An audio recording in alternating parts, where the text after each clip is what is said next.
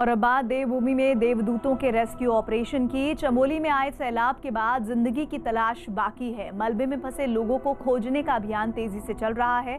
अब तक 12 लोगों को तपोवन की सुरंग से बाहर निकाला जा चुका है, जबकि दूसरी सुरंग में 30 से ज्यादा लोगों के फंसे होने की आशंका है। लेकिन क्या आपको पता है कि तपोवन की सुरंग में फंसे लोगों ने घंटों तक का जिंदगी की डोर को कैसे थामे रखा? कैसे इन तक रेस्क्यू टीम पहुंची? तपोवन में सांसों की तलाश की हमारी ये एक्सक्लूसिव ग्राउंड रिपोर्ट जरूर देखिए।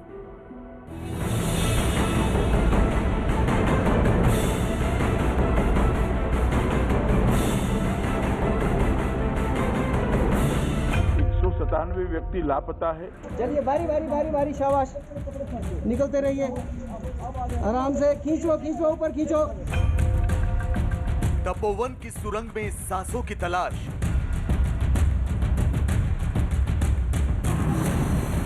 पूरा यकीन है कि हमारे जो लोग हैं अभी तक शायद उधर अवेलेबल रहेंगे। जारी है हिम्मत वालों का अभियान।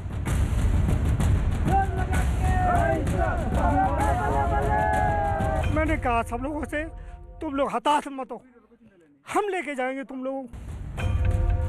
तपोवन में ऑपरेशन जीवन। 7 फरवरी की सुबह आए सैलाब के बाद Tapovan Vishnugarh hydro power project मलबे में तब्दील हो चुका है। पहले यहां चहल पहल हुआ करती थी, यहां काम करने वालों की आवाज सुनाई दिया करती थी, लेकिन अब यहां दलदल है, एक अजीब सी खामोशी है। तो तपोवन के इसी दलदल में राहत और बचाव के काम में जुटे जवान जिंदगी की तलाश कर रहे हैं। मौत की 2 सुरंगों से लोगों को बाहर निकालने का अभियान चलाया जा रहा है। जोशीमठ के तपोवन में लगातार रेस्क्यू ऑपरेशन जारी है। आज दूसरा दिन रेस्क्यू ऑपरेशन का है और कहा जाए तो तीसरा दिन होगा, क्योंकि 2 दिन से लगातार रेस्क्यू टीमें काम कर रही है। कई लोग अभी भी फंसे हुए हैं। आप देख सकते हैं टनल के आसपास paramilitary forces, Uttarakhand police, SDRF के जवान, साथ ही सेना के जवान हैं और उसके बाद एनडीआरएफ की टीमें हैं, लगातार काम कर रही है। ये जो आप जेसीबी सामने से आते हुए दिख रहे हैं, ये जेसीबी लगातार अंदर तक जा रही है और लगभग 180 मीटर तक अंदर का जो मलबा है वो देर रात तक चलने की वजह से यहाँ पर लगातार मलबा जो है वो निकाला गया है। और उसके बाद भी अभी भी कोई जानकारी नहीं है, क्योंकि सबसे बड़ी परेशानी रेस्क्यू टीमों को वही आ रही है कि मलबा सबसे ज़्यादा है और उस मलबे को निकालने के लिए मैन पावर का काम अभी नहीं है। अभी सिर्फ जो काम है वो मशीनों का है और इसी वजह से ये सभी क्रेनें यहाँ पर काम कर रही हैं। मलबे में फंसी सांसों की तलाश करना कितना जोखिम भरा काम है, इसका अंदाजा आपको इन तस्वीरों से हो जाएगा। गौर से देखिए, तपोवन की सुरंग में घुप अंधेरा है। गीली मिट्टी की वजह से एक कदम भी चलना मुश्किल है। ऊपर से खुदाई करने वाली मशीन लेकर अंदर जाना और फिर मलबा बाहर निकालना किसी चुनौती से कम नहीं। लेकिन रेस्क्यू मिशन में जुटे हिम्मत वाले इन बेहद खराब हालात में भी सुरंग में फंसे लोगों को बचाने की कोशिश कर रहे हैं। इसको स्लश टनल कहा जाता है और इसके अंदर हमारी मेंटेनेंस टीम काम कर रही थी।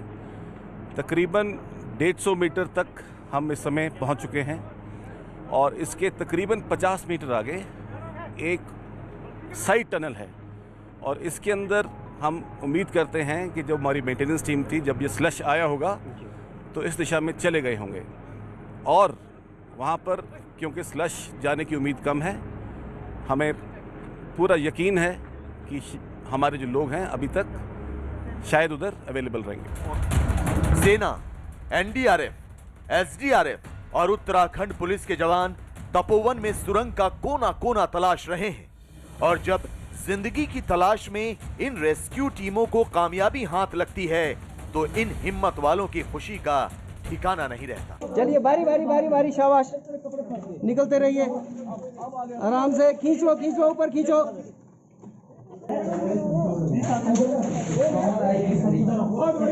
शाबाश शाबाश, आ जाइए आ जाइए। हाँ, आ रहे ये लोग फोन सर। ये वीडियो तपोवन की उसी सुरंग का है जहां से एनटीपीसी के अब तक 12 कर्मचारियों को बाहर निकाला जा चुका है। इस वीडियो में आप देख सकते हैं कि सुरंग के अंदर के हालात कितने खराब हैं। सुरंग के अंदर मलबा ही मलबा है, तो कर्मचारी पाइप के जरिए बाहर निकाले जा रहे हैं। ये तस्वीर कुछ घंटे पहले की है, जब सुरंग में फंसे लोगों को बाहर निकाला गया था। तो न्यूज़ 18 ने उस शख्स की तलाश भी की जिसकी वजह से 12 लोगों की जान बचाई जा सकी। ये है उत्तर प्रदेश के जालौन के रहने वाले वीरेंद्र कुमार।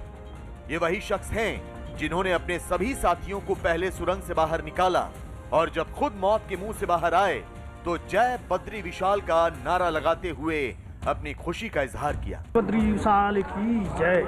आज भी वो उस पल को याद कर भावुक हो जाते हैं। जो लास्ट की तरफ आप लोग थे, सबसे लास्ट में मैं निकला हूँ। हाँ। पूरी टीम निकालने के बाद लास्ट में मैं निकला हूँ और मैंने जयकारा लगाया कि मैं अपनी टीम को लेके आ। हाँ जी। कैसे लगाया था आपने जयकारा? मैंने कहा बद्री विशाल की जय। और मतलब कैसा लग रहा था कि अंदर जब हालात मैंने सर ये प्रतिज्ञा करी थी कि मैं पहले अपने साथियों को निकालूंगा, लास्ट में मैं निकलूंगा, तो मेरी पूरी हुई।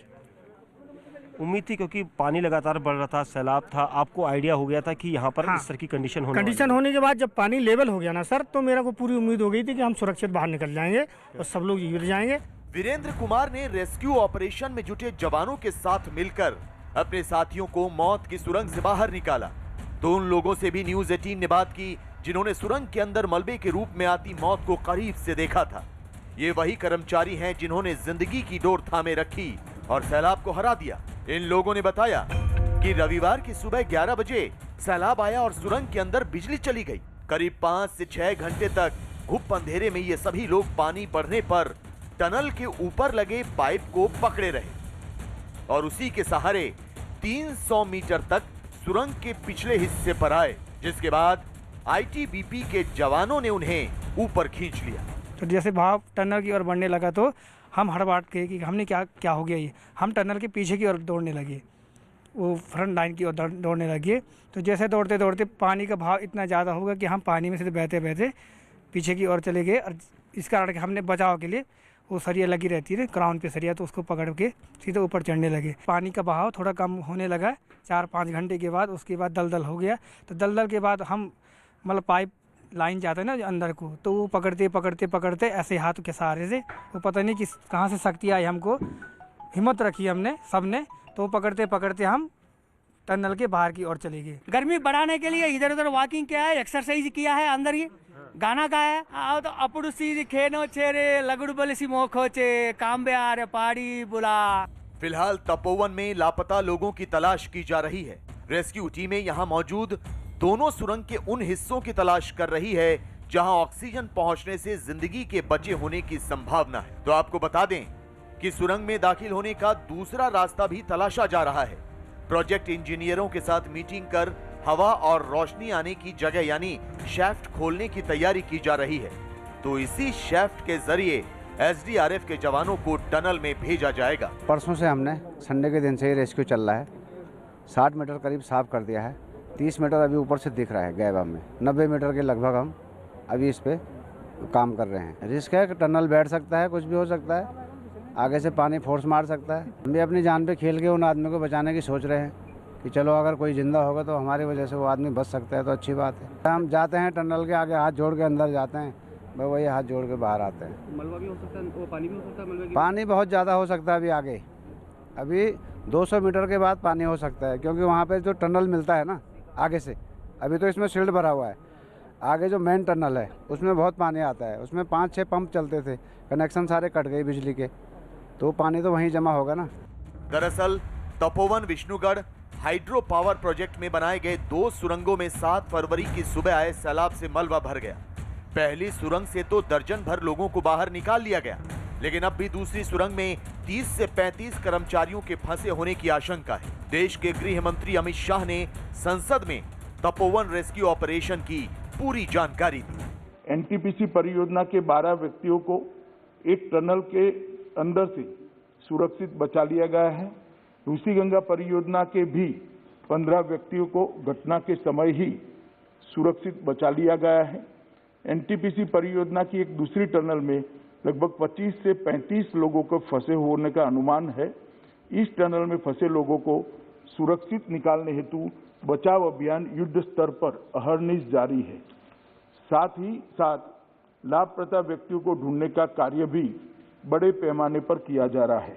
राज्य सरकार ने जान गंवाने वालों के परिजनों के लिए 4 लाख रुपए की सहायता की घोषणा की है।